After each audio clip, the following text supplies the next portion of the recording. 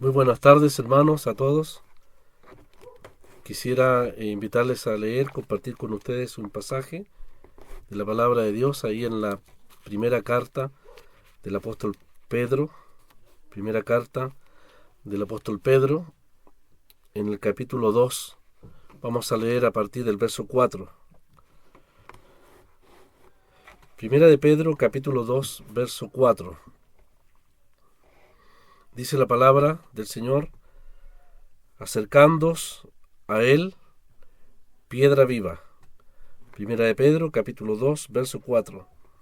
Acercándoos a él, piedra viva, desechada ciertamente por los hombres, mas para Dios escogida y preciosa. Vosotros también, como piedras vivas, sed edificados como casa espiritual y sacerdocio santo, para ofrecer sacrificios espirituales aceptables a Dios por medio de Jesucristo. Por lo cual también contiene la Escritura: y aquí pongo en Sión la principal piedra del ángulo, escogida, preciosa, y el que creyere en él no será avergonzado. Para vosotros, pues, los que creéis, él es precioso. Pero para los que no creen, la piedra que los edificadores desecharon ha venido a ser cabeza del ángulo, y piedra de tropiezo, y roca que hace caer. Porque tropiezan en la palabra, siendo desobedientes, a lo cual fueron también destinados. El verso 9 dice: mas vosotros sois linaje escogido, real sacerdocio, nación santa, pueblo adquirido por Dios, para que anunciéis las virtudes de aquel que os llamó de las tinieblas a su luz admirable. Vosotros que en otro tiempo no erais pueblo, pero que ahora sois pueblo, pueblo de Dios, que en otro tiempo no habíais alcanzado misericordia, pero ahora habéis alcanzado misericordia. Hasta aquí nomás, hermanos, la palabra del Señor. Rogamos que Él la bendiga. Hemos leído varios versículos de esta importante exhortación que el apóstol ha dado no solamente a los expatriados, a los cuales se dirige esta carta en el primer capítulo, sino que a la iglesia toda. Y a través de los años, a través de los siglos, esta carta ha venido a ser realmente de mucho ánimo, de mucho consuelo. En las ocasiones que hemos tenido la posibilidad de compartir de esta carta, hemos dicho que esta carta es una carta que habla del sufrimiento cristiano. Y la verdad es que leerla y estudiarla es una tremenda bendición. A veces lamentamos quizás perder tanto tiempo, lo digo por mi persona en primer lugar, dejar a un lado cartas tan preciosas, y cuando uno las aborda de una manera más seria, más dedicada, más exhaustiva, realmente tiene que reconocer el valor infinito de la palabra y los tesoros que ella contiene. La lectura de la palabra, sin lugar a dudas, es beneficiosa, pero el estudio y la meditación de ella tiene mucho más provecho. Y a estas alturas de los años, de la vida de muchos de nosotros, especialmente el que habla, tener que ir descubriendo algunas verdades que quizás tantos años atrás debiéramos haberlas entendido. Pero nunca es tarde para estudiar la palabra, y sobre todo nunca es tarde para obedecerla, como cantábamos en el primer himno que cantamos en esta tarde. El apóstol entonces está exhortando a los hermanos para animarles en vista de las situaciones difíciles que ellos están pasando. Todo el primer capítulo ha sido un verdadero despliegue de lo que es la gran salvación que tanto los expatriados, los dispersos, como nosotros gozamos hasta el día de hoy. Y también el capítulo 1 ha sido una exhortación, un llamado a toda la iglesia de aquel entonces a la santidad. Si usted pudiese repasar la lectura en su casa después, a partir del verso 13 hasta el final del capítulo 1, hay una exhortación no solamente a la santidad, que tiene que ver con nuestra relación con el mundo hacia afuera, sino que también hay una exhortación al amor fraternal y al amor divino, al amor supremo que el apóstol menciona también en los últimos versos de este capítulo 1. En el capítulo 2, verso 1, no lo leímos, pero ahí el apóstol menciona 5 obstáculos al amor. Es interesante poderlos estudiar también, porque son un obstáculo no solamente al amor entre los creyentes, sino que también son un obstáculo al crecimiento cristiano. De ahí entonces que en el verso 2 ha dicho el apóstol: desead como niños recién nacidos la leche espiritual no adulterada. Y cuando el apóstol entonces habla aquí de niños, no se refiere tanto a niños inmaduros, sino que a la naturaleza del que ha nacido de nuevo, que tiene un solo alimento, que es la palabra de Dios. Hay los niños que no crecen, que no maduran, como los hebreos en el capítulo 5, que es necesario darles leche en vez de vianda, o como los corintios del capítulo 3, de 1 Corintios, que son niños por sus disputas, por sus contiendas, por sus celos, por sus actitudes carnales. Aquí los niños no se refiere en un sentido de crítica o de censura a estos hermanos a los cuales se dirigió la carta. Se refiere a lo que es propio de la naturaleza espiritual que todo salvado, que todo creyente tiene. Nosotros, como regenerados de Dios, como aquellos que hemos sido renacidos, tenemos solo un alimento espiritual. Y ese alimento el apóstol le llama la leche espiritual. La leche que nos hace madurar, la leche que nos hace crecer para salvación. Ya somos salvos, pero la salvación también tiene que ver con un proceso de crecimiento, de santificación, de conocimiento de la persona del Señor. Tiene que ver con un proceso de madurez. Y el único alimento dejado por Dios para nosotros es precisamente lo que el apóstol llama aquí la leche espiritual. Algunos la traducen la leche racional, la leche que nos hace crecer, madurar. El niño deja de ser niño, ya piensa, ya madura, discierne, va comprendiendo, va entendiendo a través del tiempo la importancia de lo que es, en primer lugar, su relación con el Señor, la obediencia al Señor. Va entendiendo por la palabra de Dios, y esa misma palabra va moldeando su mentalidad, su entendimiento. De manera entonces que el apóstol nos ha exhortado ahí en el verso 2 a esta necesidad de desear como niños recién nacidos la leche espiritual no adulterada. ¿Por qué estoy diciendo esto?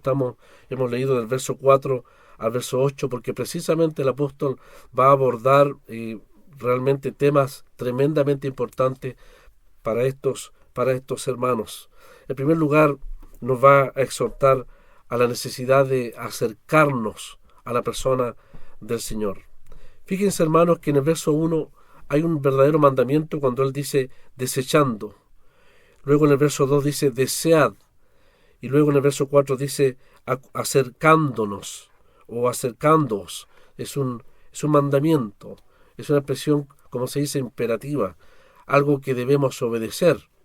La verdad es que el himno no lo pedimos a propósito, apareció, alguien lo pidió, alguien lo sugirió, y tiene que ver con la obediencia. El apóstol Pedro siempre exhorta de manera imperativa al creyente a obedecer la palabra del Señor.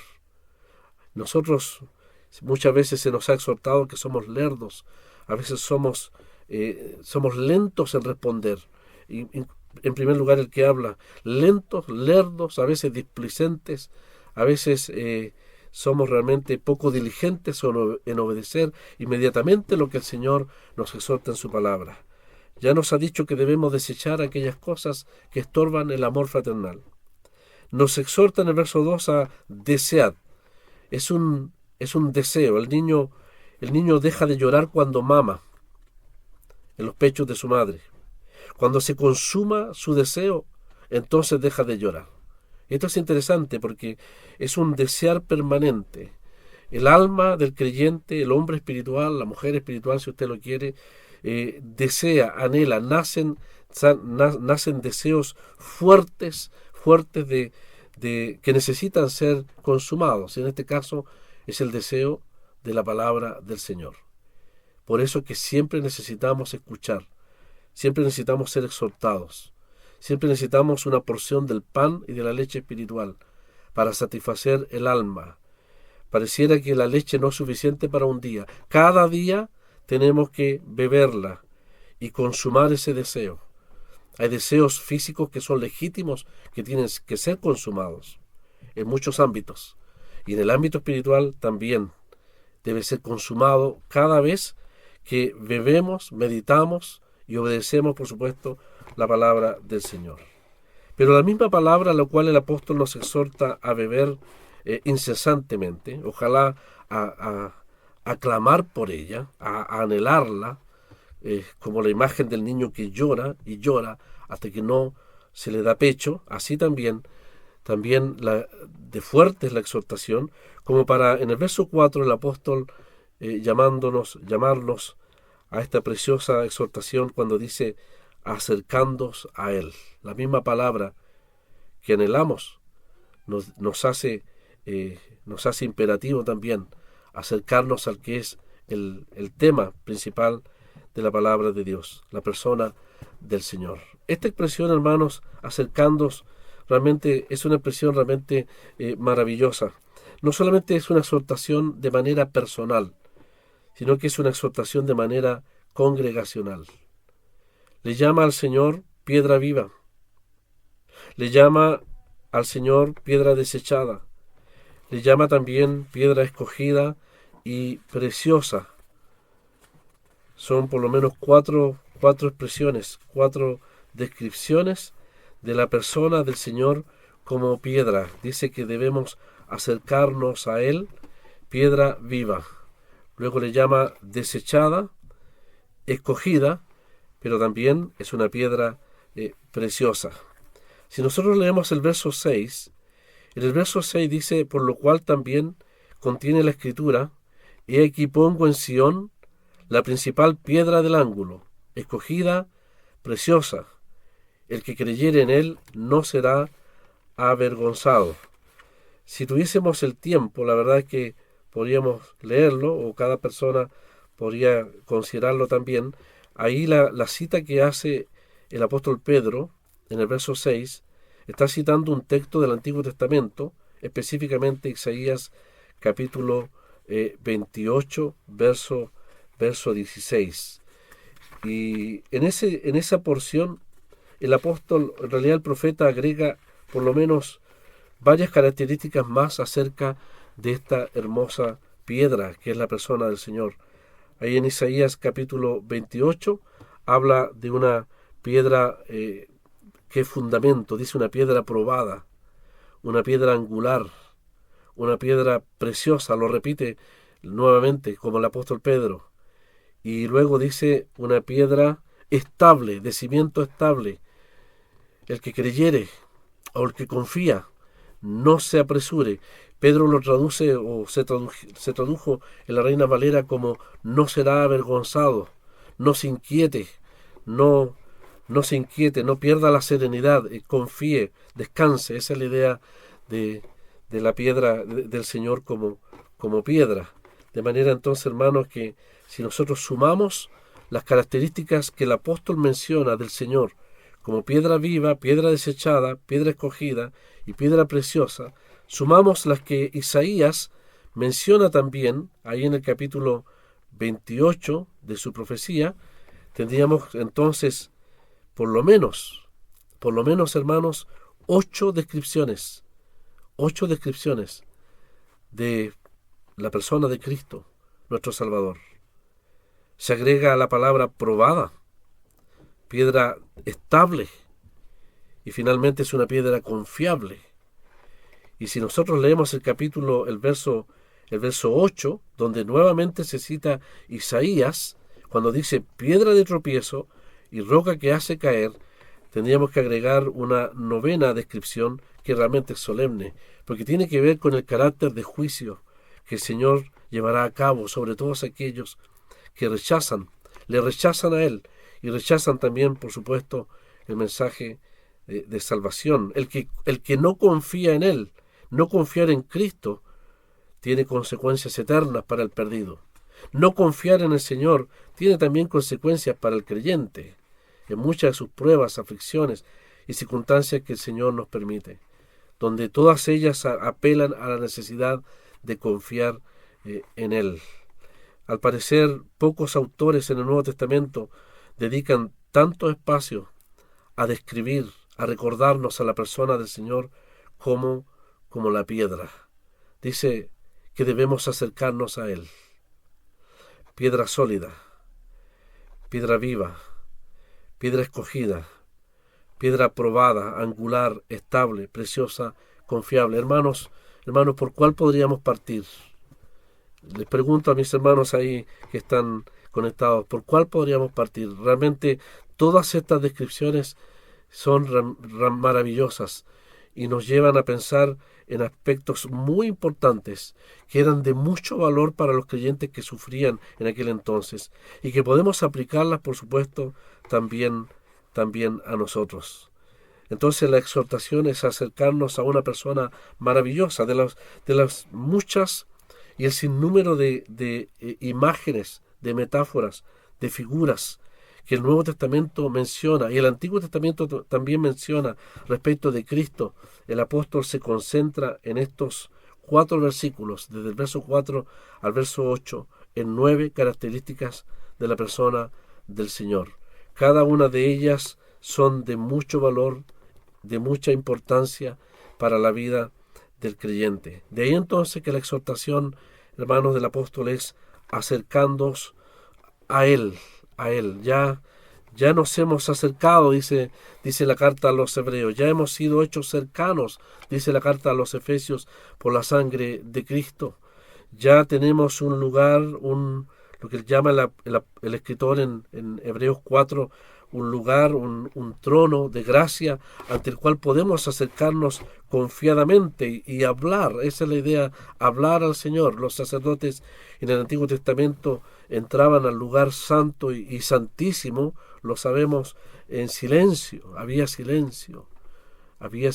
Cuando los sacerdotes quemaban el incienso también en el lugar santo había silencio. Pero nosotros somos llamados a una instancia que la carta a los Hebreos le llama el trono de la gracia, confiadamente para hablar, para emitir, expresar ante el Señor todo lo que pueda embargar nuestros corazones, nuestras almas.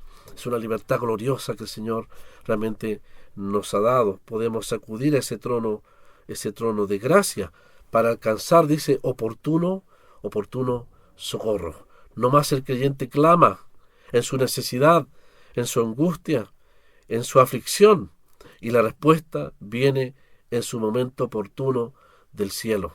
Quizás Hebreos 4 se refiere al momento imperioso, un momento crucial en la vida del creyente, donde el creyente clama con toda libertad en el auxilio hacia el Señor. No tenemos que levantar un teléfono para llamar, no hay un 911, lo digo con reverencia, hay uno en los cielos que 24/7 está velando por nuestras almas, por nuestra salud espiritual. Nos hemos acercado, podemos acercarnos a ese trono. Realmente que debemos permanecer ahí, dice el escritor. Hemos sido acercados también, nos dice en la misma carta a los Hebreos, en el capítulo 12, a Sión celestial, al lugar, a la morada, a la ciudad celestial, Jerusalén la celestial. Esa es nuestra posición. Y también como adoradores, como sacerdotes, hay un lugar santísimo que ha sido abierto por la sangre de Jesucristo. Pero todo esto, hermanos, es un privilegio, son verdades, como le llamamos, posicionales, de las cuales el Señor jamás nos quitará, son irrevocables realmente, pero el apóstol aquí está exhortándonos más, no solamente un privilegio, sino que exhortándonos en el aspecto práctico a una relación personal con el Señor, acercándonos a Él. Es una actitud permanente de cercanía, de intimidad con el Señor, de apego total a su persona. Imaginémonos la situación, la experiencia de muchos expatriados y dispersos que están sujetos a incertidumbres, a la pérdida de muchas garantías, al peligro de la misma vida, a la vergüenza pública de ser insultados, de ser burlados de parte del mundo, incomprendidos de parte del mundo, a la imposibilidad, hermanos, quizás de congregarse, el apóstol entonces les exhorta a acercarse a él. La piedra viva, desechada, dice, escogida y preciosa. Pero también en el verso 5, el apóstol dice que nosotros somos piedras vivas. Nosotros somos piedras vivas, que somos parte, que formamos un edificio espiritual. Claro, la Iglesia Universal está contemplada en la carta a los Efesios como un edificio universal, un edificio que está en crecimiento. Pero también en la carta a los Corintios el apóstol llama a la iglesia local, les exhorta a una expresión local de esa verdad de que son edificios de Dios. Por lo tanto, están en crecimiento. Hay una labor, hay un servicio. También no solo somos piedras vivas, sino que también constituimos un templo. Somos las piedras del templo, somos el templo mismo, la morada de Dios en el Espíritu, como dice también Pablo a los Efesios. Y además dice en el verso 5 que somos los que oficiamos en el templo. Somos los que realizamos el culto, el servicio espiritual en ese templo, a través de sacrificios espirituales y a través de una conducta santa que debe caracterizar a todos los sacerdotes. Entonces, hermanos, la verdad es que falta tiempo y siempre va a faltar tiempo para poder sacar todo el provecho de esta porción tan importante, que es riquísima en enseñanza. Cada expresión del apóstol demanda realmente quizás una explicación. Desde ya podríamos decir que el apóstol está mencionando por lo menos 5 figuras de la iglesia. Está hablando de la iglesia como templo, como edificio, como casa de Dios, como sacerdocio real. En el verso 9 va a decir que somos linaje escogido, nación santa, pueblo adquirido por Dios. Si usted las ha enumerado, estimado hermano, hermana, por lo menos son 7 figuras, metáforas de la iglesia. Y cuando la Escritura nos habla de metáforas de la iglesia, nos habla de lo que Dios quiere, del comportamiento que Dios demanda de toda congregación en todo lugar, como expresión local del cuerpo de Cristo, como edificio de Dios, como templo de Dios. Cada una de estas expresiones o metáforas demandan una tremenda responsabilidad. Una vez lo dijimos, que por lo menos en el Nuevo Testamento hay 12 figuras de la iglesia, y las 12 en conjunto resumen o expresan lo que hemos llamado la iglesia deseable del Señor. No vamos a decir la iglesia perfecta, es perfecta en Cristo, es perfecta en su posición. Todas estas figuras nos hablan de un templo hecho por Dios, nos hablan de un sacerdocio consagrado por Dios, nos hablan de una nación ganada por Dios, de un pueblo rescatado por Dios. Nos hablan de un edificio que Dios está construyendo. Está el aspecto divino de lo que Dios hizo, y está el aspecto también humano de nuestra responsabilidad en cada una de estas expresiones. Si somos edificio de Dios, va a decir el apóstol en el verso 5, sed edificados. Interesante.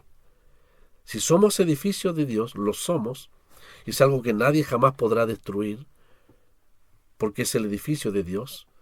Pero a la vez el aspecto humano, la responsabilidad nuestra es sed edificados. Hay un edificio que Dios ha hecho y hay una actividad que es nuestra responsabilidad.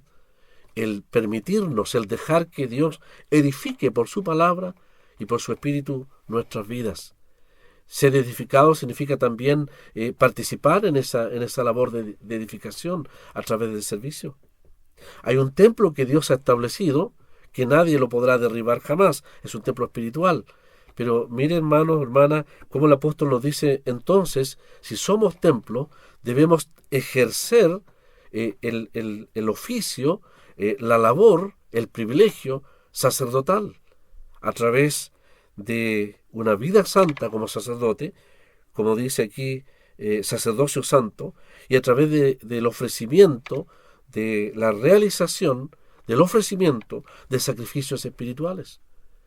Hay un aspecto divino de lo que Dios ha hecho y hay una responsabilidad nuestra de realizar aquello para lo cual el Señor nos ha llamado. Ninguna piedra del edificio de Dios jamás podrá ser sacada. Lo entendemos así. Pero cada piedra tiene la responsabilidad de crecer y dejar que la obra de Dios en su vida nos permita crecer.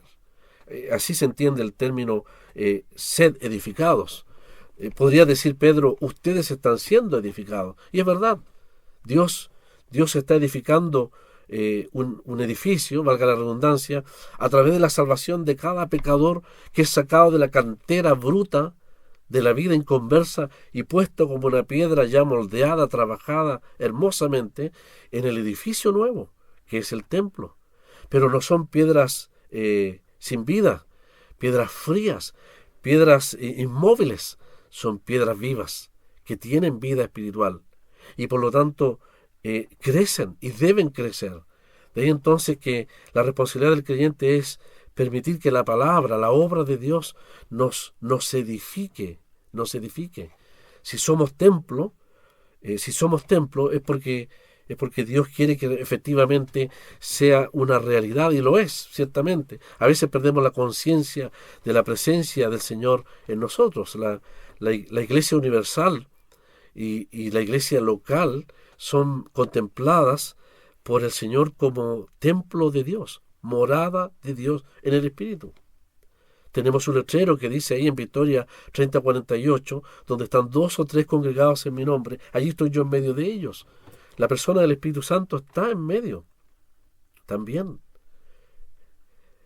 De forma personal, la Biblia nos enseña que nuestros cuerpos son templo del Espíritu Santo, pero de forma congregacional, cuando la iglesia se reúne, somos morada de Dios en el Espíritu también. Y la presencia del Señor está allí. Constituimos un templo también. Y eso demanda entonces solemnidad, santidad, reverencia. Una cosa es nuestra posición y otra es nuestro actuar de acuerdo, en consecuencia, como es debido de esa posición, de manera práctica. Si somos sacerdotes, como lo dice aquí, casa espiritual y sacerdocio santo, ¿qué se demanda de nosotros? Una vida santa. Lo ha dicho ya en el capítulo 1. Sed santos porque yo soy santo. Santos porque el Señor es santo. Santo porque el Señor juzga ahora mismo, in situ, como se dice. En el momento está juzgando. Él camina en medio de los 7 candeleros de oro. Por lo tanto, todo lo que decimos o todo lo que hablamos o todo lo que podríamos pensar también, todas las acciones que realizamos a favor o en contra de otros, el Señor toma nota de ellas. Él está juzgando, es el que juzga. Dice el primer capítulo de esta carta. Debe haber temor al Señor por su presencia en medio nuestro. Y también debemos ser santos por el precio que se pagó. Lo hemos repetido una y otra vez y nunca debemos cansarnos. Debemos ser santos por el alto precio que se pagó. Ha dicho el apóstol que una de las razones de nuestra vida de santidad es que lo sabemos de nuestra conversión, que fuimos rescatados de nuestra vana manera de vivir, no con cosas corruptibles, sino con la sangre preciosa de Cristo. Entonces, hermanos, cada una de estas figuras representan, por un lado, una posición que Dios ha hecho, un estatus, un privilegio que Dios nos ha concedido en Cristo. Somos nación, somos pueblo, somos linaje escogido, somos real sacerdocio. ¿Cómo lo llevamos a la práctica? ¿Cómo lo llevamos a la práctica? Ahí está la exhortación entonces del apóstol. Específicamente en el verso 4, quisiera, antes que el tiempo se vaya rápidamente, concentrar, que mirásemos bien en el verso 4 cuando dice acercándoos a él, piedra viva. Piedra viva. No solamente es piedra viva, es la piedra probada. ¿Quién más que el Señor? Si estos que sufren, estos expatriados y dispersos han sufrido, deben recordar que hubo uno que fue probado. fue probado en grado sumo, como dice la carta a los Hebreos,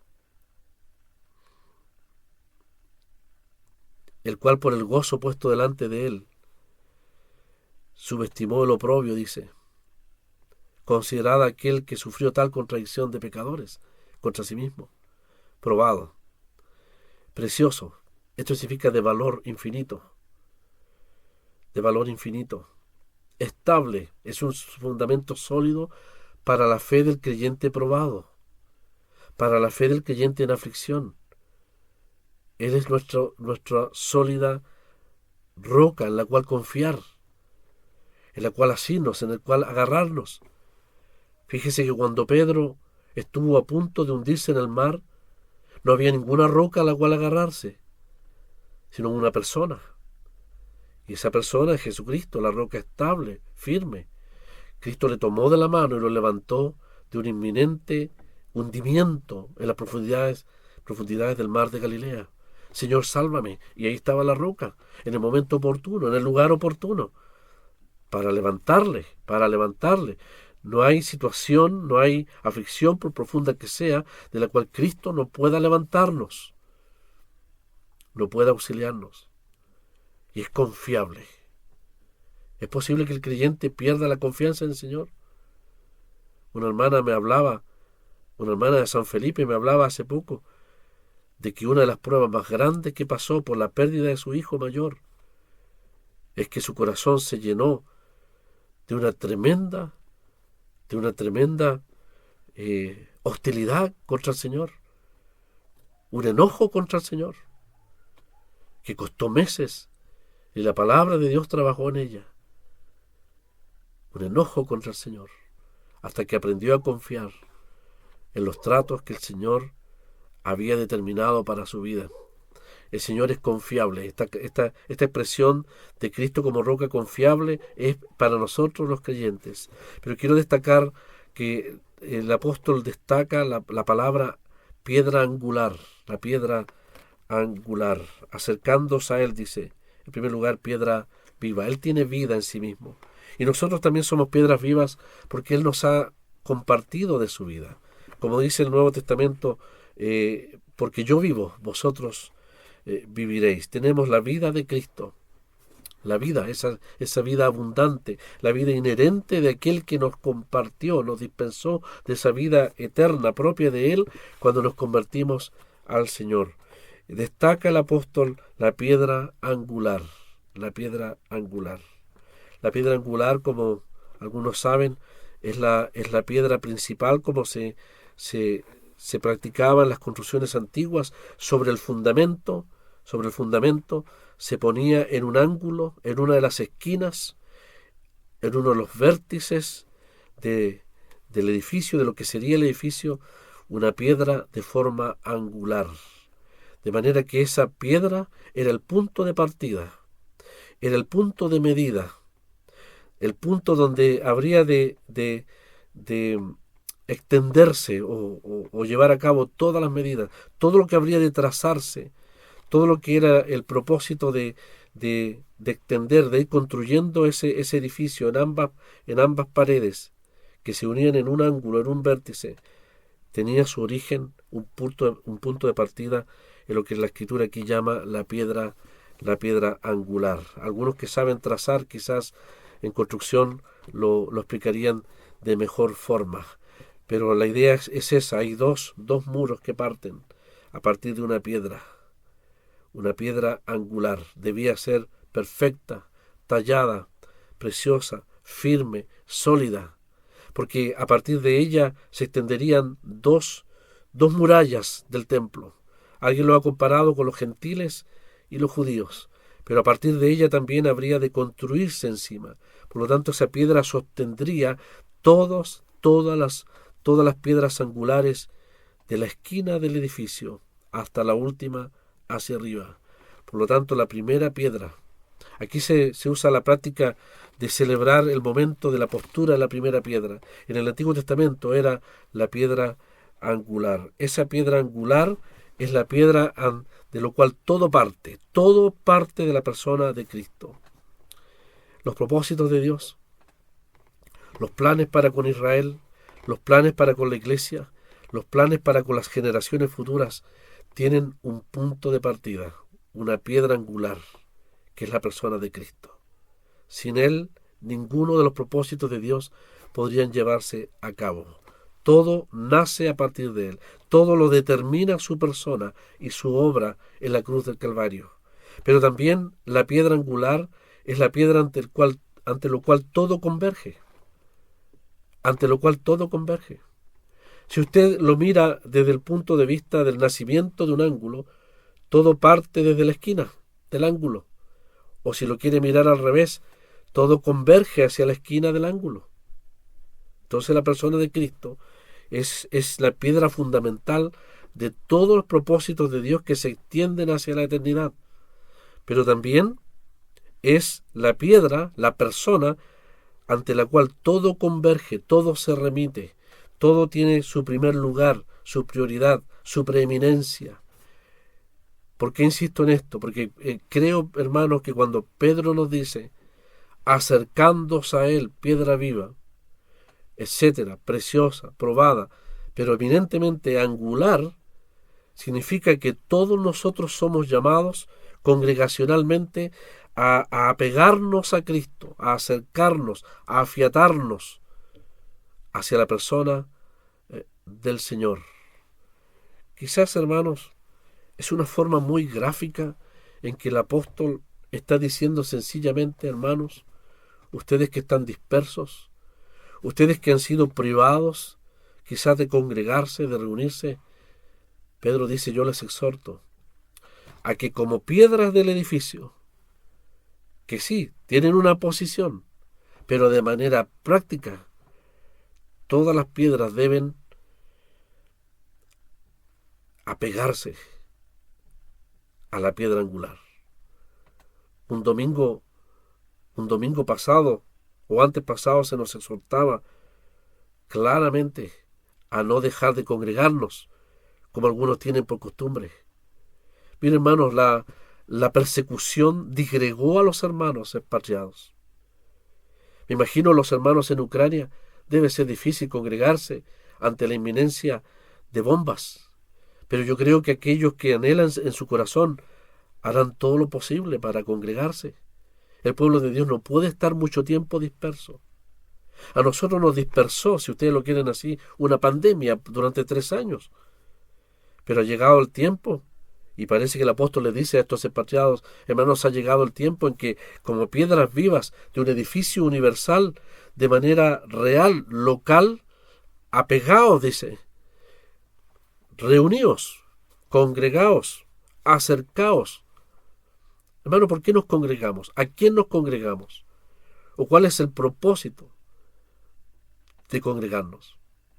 Lo social, el animarnos, el vernos, el saludarnos, lo sabemos, es una persona, que en este caso es el Señor, cual piedra angular. La metáfora parece salirse de la realidad. Sí, hermano, en primer lugar, en el mundo real no existen piedras vivas. La piedra está muerta. Pero en el mundo, en la figura gráfica del apóstol, el creyente es una piedra viva. Por lo tanto, tiene vida y se puede mover. Se puede mover. No sé si ustedes lo han visto en la palabra de Dios, pero el edificio que es la iglesia es un edificio, pero también va en crecimiento. Los constructores van pegando una piedra sobre otra. Aquí el edificio ya está formado, pero a la vez va creciendo, porque es un organismo, es piedras vivas, son personas, son almas salvadas. Por lo tanto, son almas que tienen una responsabilidad. Aquí la figura parece interesante. Dice, ustedes son piedras, pero las piedras no pueden estar esparramadas, disgregadas, dispersas. Las piedras deben acudir a un núcleo, a un centro. ¿Y cuál es el centro? La piedra viva, la piedra angular, preciosa, probada, Jesucristo. Acercándose a Él, dice, es un llamado congregacional. Nosotros lamentamos, he escuchado de muchos hermanos en otras asambleas que han lamentado Dos cosas. En primer lugar, hay muchos que como piedras vivas parecen estar lejos del templo, del edificio, en el aspecto local. Muchos se han perdido, se han desaparecido. No sabemos nada de ellos. Y muchos hermanos nos cuentan de lo difícil, lo tremendamente difícil que fue lograr volver a congregarse al ministerio, al estudio, etcétera.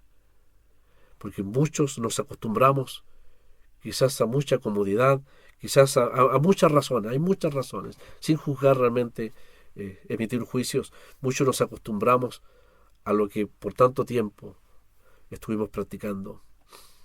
Entiendo que los hermanos aquí, los dispersos, los expatriados por causa del Señor, por persecución, no podían sostenerse en el tiempo solos.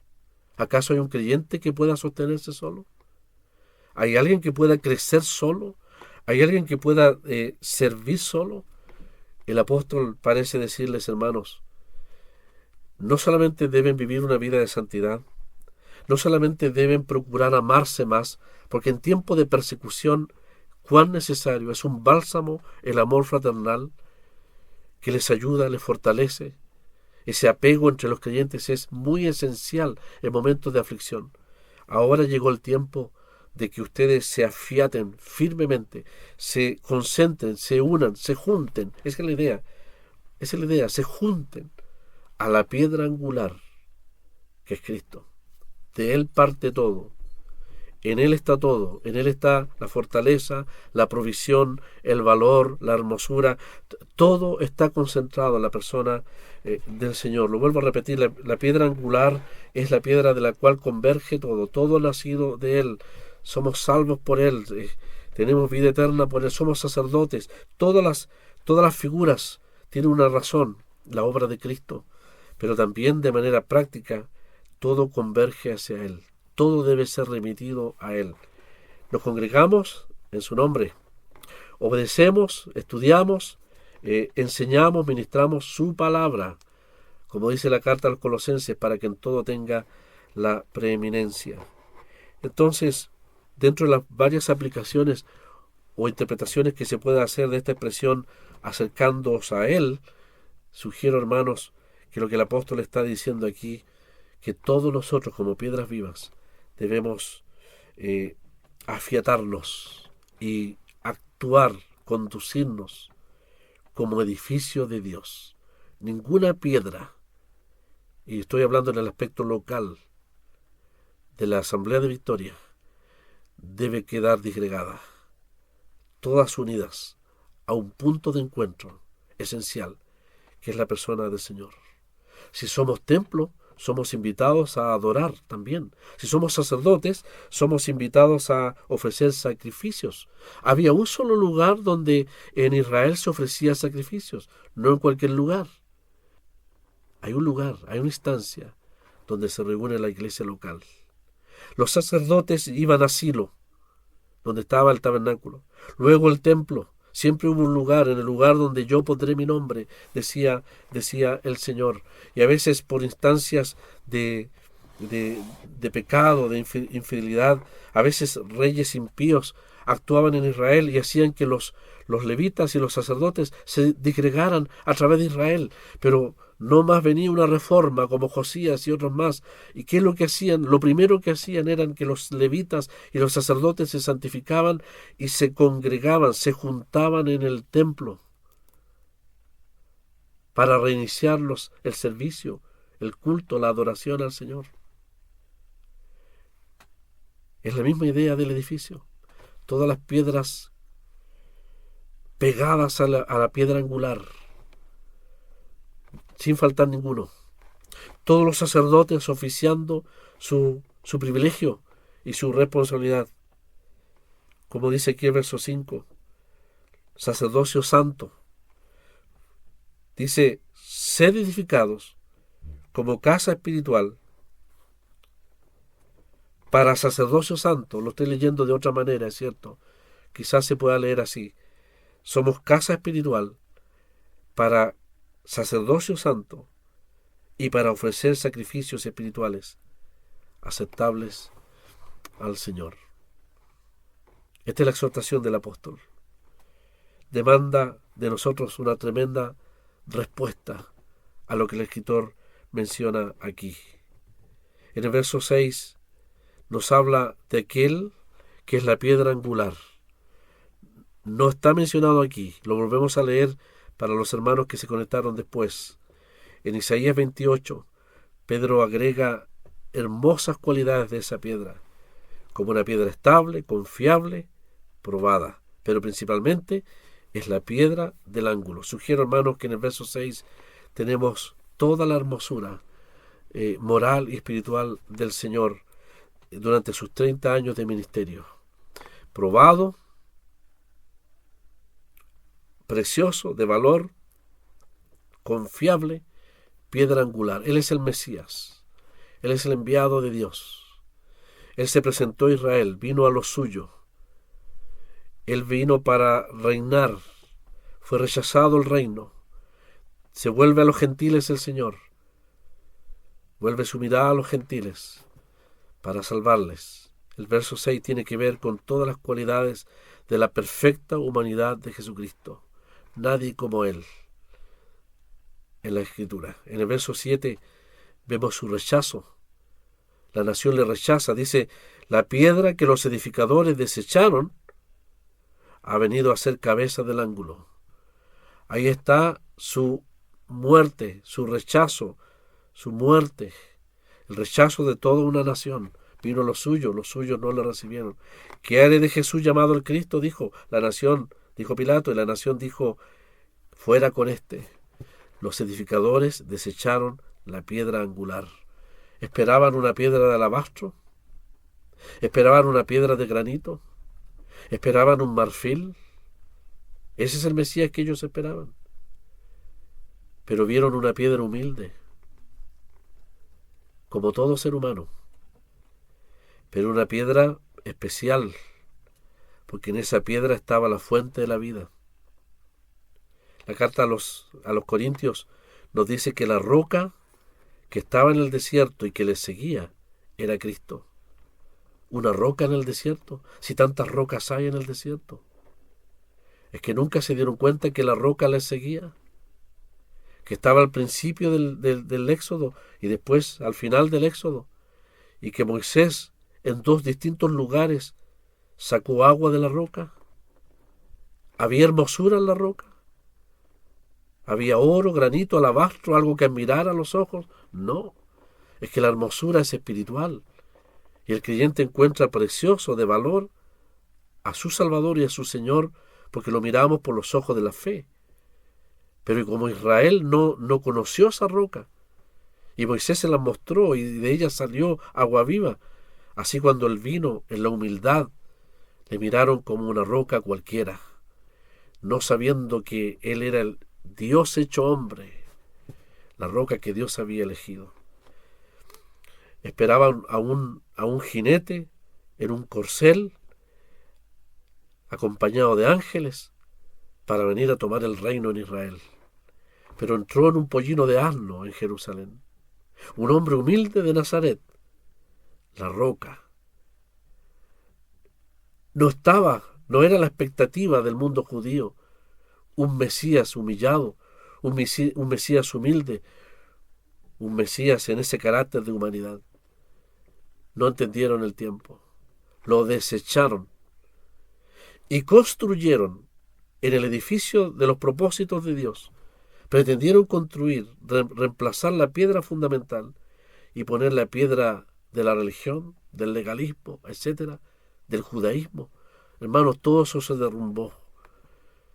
Pero Dios tomó al Señor, le llamó, le eligió y le declaró la roca principal, la piedra principal del ángulo. Por eso sugiero que en el verso 7 está su manifestación a Israel, su rechazo, su muerte, sepultura, resurrección y exaltación a la diestra de Dios. Por eso Pedro predica a la nación, en su primer mensaje a la nación de Israel, les increpa a ellos y les dice claramente, vosotros desechasteis la piedra fundamental de todos los propósitos que Dios tenía a través del Mesías, que es el Señor, la piedra principal del ángulo.